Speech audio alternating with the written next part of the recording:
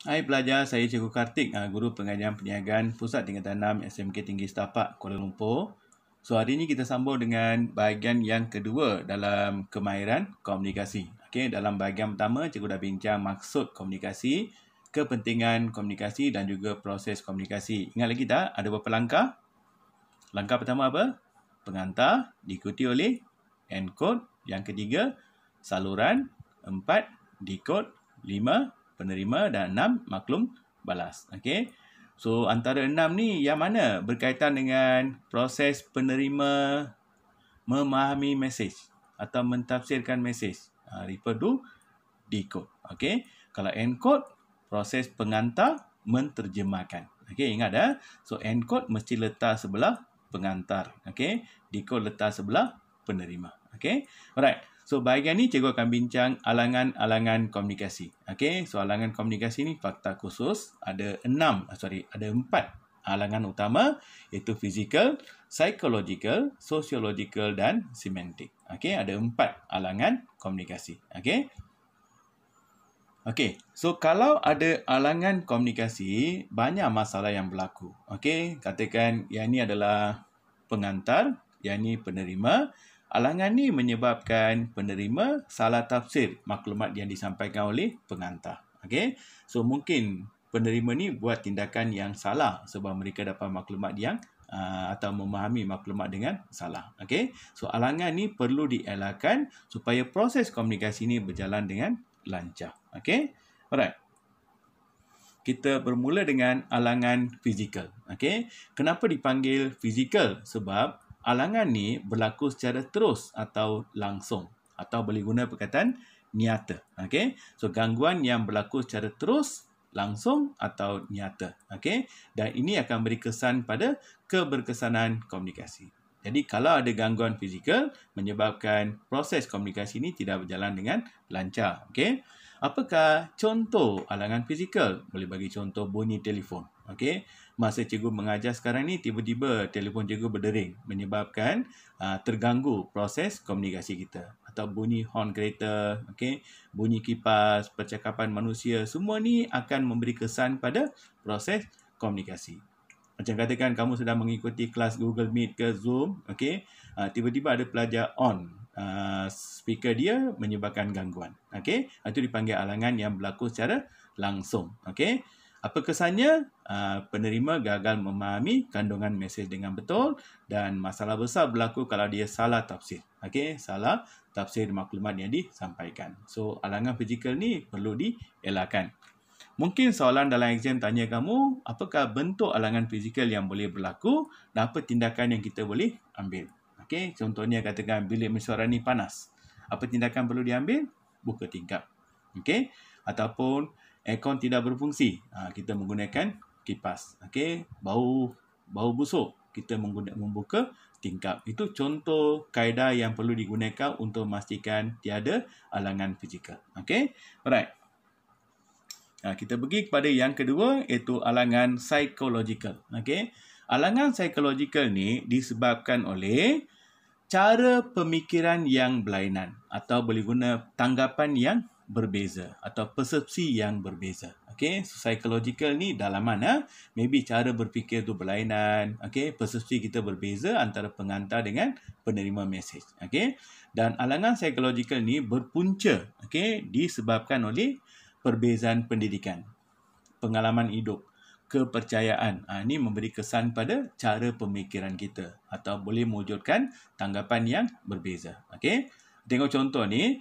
Pengurus kilang pakaian mencadangkan penggunaan prosedur baru untuk memesan bekalan untuk penjimatan kos. Tapi pekerja unit belian ni anggap prosedur ini akan menambahkan beban tugas mereka. Itu dipanggil tanggapan berbeza.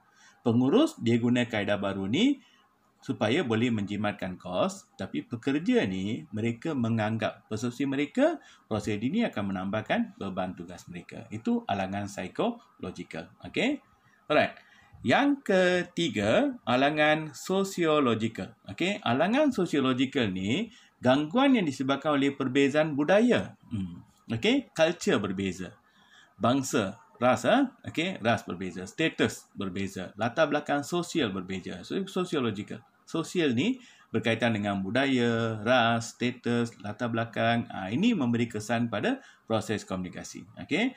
Mungkin dua golongan sosial yang berbeza. Okey. Ini menyebabkan maklumat tak dapat sampai kepada orang lain. Okey.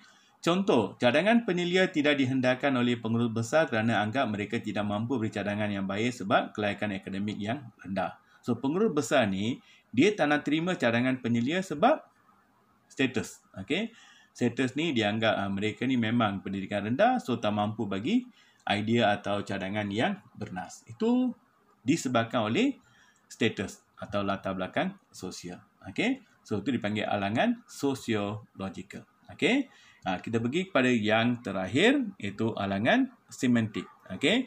Alangan semantik maksudnya, dalam proses komunikasi ini, masalah berlaku bila menggunakan perkataan yang sama tapi maksudnya berbeza. Okay? Perkataan sama, maksudnya berbeza. Contohnya perkataan daki. Daki ini ada dua maksud. Satu, mungkin kotor atau kita mendaki gunung. Okay? Apakah nilai buku ni? Nilai ni ada dua maksud. Satu, rujuk pada harga buku dan juga apa faedah, manfaat yang kita dapat daripada buku tersebut. Itu maksud dia berbeza. Jadi kalau saya tanya kamu, apakah nilai buku ni? Mungkin ada pelajar jawab, RM25 cikgu. Ada pelajar mungkin jawab, cikgu, maklumat ni, buku ni banyak bagi maklumat tentang pengadian perniagaan. Itu contoh. Okey? Lawa. Lawa bermaksud cantik di Semenanjung Malaysia. Jadi kalau kamu jumpa seorang, kamu kata kamu ni lawa lah, dia pun sukalah sebab maksudnya cantik. Tapi jangan kamu guna di Sarawak. Sarawak ni lawa maksudnya sombong. Awak ni lawa lah, dia marah kamu pula. Okey? Sebab lawa maksudnya sombong di Sarawak. Okey? So ini alangan semantik. Okey? So ingat pelajar ada 4 alangan kan? Yang pertama ialah physical, psychological, sociological dan semantik. Ada 4 ya. Okey. Kita perhatikan contoh soalan. Okey. Soalan pertama, uraikan 3 alangan komunikasi. So, boleh pilih mana-mana 3. Bagi fakta 1, uraian 1. Alangan fizikal, 1 markah. Okey. Alangan fizikal merujuk pada alangan yang boleh berlaku secara nyata. Okey. Gangguan yang boleh berlaku secara nyata atau langsung seperti bunyi bising. Okey. Bunyi telefon. Jadi, kamu dapat 2 markah. Okey. Alangan psikologikal, iaitu alangan yang berlaku kerana tanggapan yang berbeza. Okey, tanggapan yang berbeza, jadi kamu dapat 2 markah. Okey. Alangan sosiologikal, okey, alangan yang berlaku kerana latar belakang sosial yang berbeza. Okey.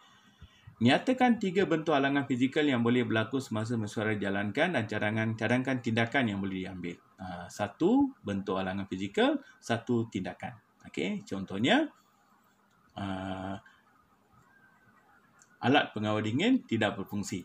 Jadi kita menggunakan apa? Kipas angin. Okey. Bau busuk dalam kelas, kita membuka tingkap. Okey. Bilik yang panas, kita buka tingkap. Itu cara kita mengatasi alangan tersebut. Okey. Jelaskan alangan komunikasi yang berikut. Fakta telah diberikan, jadi kamu kena bagi 1 uraian dan 1 contoh. Okey, jadi kamu dapat 2 markah untuk setiap 1. Okey. Okey pelajar, itu bahagian yang kedua, iaitu ingat alangan komunikasi boleh berlaku dalam 4 bentuk. Okey, iaitu physical, psychological, sociological dan semantik. Okey, jangan lupa subscribe, like dan share dengan kawan-kawan. Harap apa yang cikgu sampaikan ni bantu kamu dan good luck for your pengadian perniagaan penggal 2. Bye pelajar.